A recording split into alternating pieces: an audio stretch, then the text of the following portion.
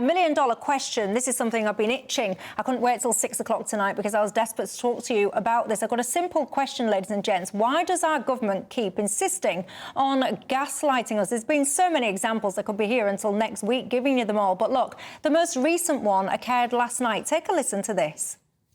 When there are babies and children put into that position by human trafficking gangs who are coming across in the Channel with skin burns from the oil from those boats mixing with the salt seawater, I would ask any of you to look at those babies and children and say, go back where you came from.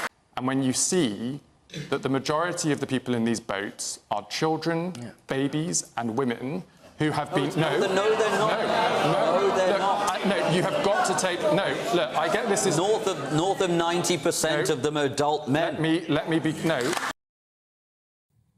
Right, look, you do not have to be an absolute genius with statistics or mathematics or anything to know that that is absolute nonsense. You just need to have eyesight that works. And I grant you that my eyesight is not perfect, hence my spectacles. But even I can see that when these dinghies, they're not really that small anymore, are rocking up, they are absolutely not filled in the main with women and children and babies. Now, that clip has provoked absolute outrage.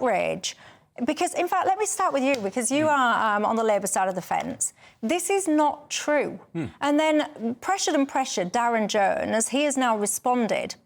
And basically what he's now saying is, of course, the overall majority of people are men, but it's not north of 90%, which is what Reform claimed. He then goes on to say that he was sharing just a story about a visit, about a particular dinghy that did arrive with mostly women and children. And then he says, I'm happy to clarify this, given how this is now being misrepresented.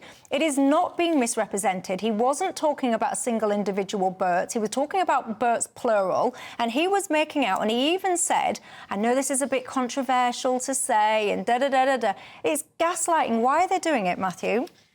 I don't know. You'd have to ask Darren Jones. I don't know anything. Well, he's not here, and I did ask him. I invited him onto the programme. Guess what he did? Ignored me. And Darren Jones, if you're watching, you're very welcome, because you should explain yourself. I don't like that wording. I don't like how he's put that. I think you should just own up and say you misspoke. You got your figures wrong, right? You know, we can all admit there's an issue. If he wanted to say the majority of videos he has seen personally has been babies and it's awful, there's obviously an element. I think Home Office figures put it about 70% are men, you know, which leaves the rest as whoever. I don't know why he's done that, and I think also in politics, regardless, I get the whole party political thing, but two wrongs don't make a right. Just because the Yusuf's statistic may also have been wrong, that doesn't mean you go, well, ignore what I said, he was wrong, so therefore I'm in the right now. It's very silly, and I think you'd be better off being honest with people. But politicians, even way back to the winter fuel allowance, they find it so hard to say sorry. They see it as ceding ground, and this is totally corrosive to our political system, totally. Matt Goodwin? Well, the vast majority of illegal migrants who are breaking our laws by entering the country in the small boats are men, under the age of 40, many of them from Islamic nations, and more than a few of them are terrorists, would-be terrorists, criminals, who have often gone on to sexually assault women. And there are lots of cases of people who have arrived in this country illegally on the small boats who have gone on to commit crimes. It is undermining public trust in the system. It is a disservice to the British taxpayers, to the British public. And to see the party of government lying to people, which is what he was doing, he is lying to try and downplay the severity of this crisis. That's why Labour MPs call it irregular migration rather than illegal migration. They want to live in a world where this is considered to be acceptable. The first act of entering a country cannot be to break its laws. That's what's happening. These people are leaving a safe country. And if there are one or two women and babies in these boats, and by the way, what kind of parent would put a baby in a boat crossing the busiest shipping lane in the Western world?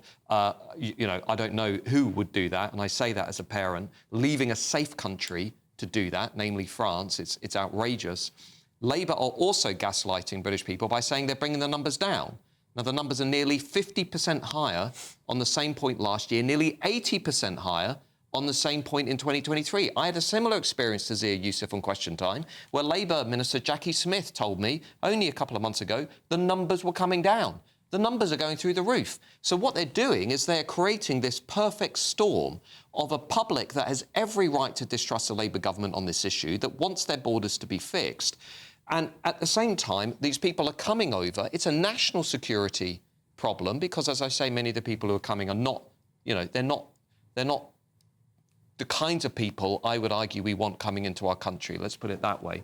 And the government has a responsibility to people to be honest and truthful about what's happening. And again, they're downplaying information, they're concealing information because they don't want the British people to see the reality of what's going on. Anything to say back to that? Is that fair, his assessment, or not? I think the thing I challenge is the illegality of it, because they're breaking laws, Matt. Can I ask you a question? Go on. Because you're Labour through and through. I think that's fair to say, born and bred. But you seem quite demoralised. So, like, people keep telling me this. No, but you do. People wonder why. Yeah, because, we're all over the show. I said on election night on a different channel, my worry was we would not use change. I always thought this would be managed decline. This is what's happening. It's a rough old ride. And I don't try and defend a lot of stuff, right? If you're trying to help Labour, you're defending the indefensible at times.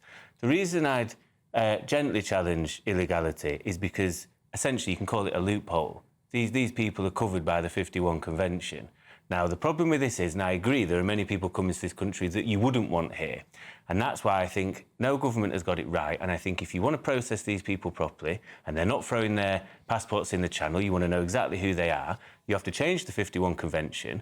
The whole refugee situation, people fleeing, whatever, is a Europe-wide issue. I think if we don't get together now, call an emergency summit and say we all have a stake to play here because all governments are getting hammered in the polls, but you should be able to process offshore, you should be able to process in UK embassies or pinch points where if you're fleeing Syria, have one in Turkey, so that you're stopping potentially bad people use a loophole of the 51 Convention.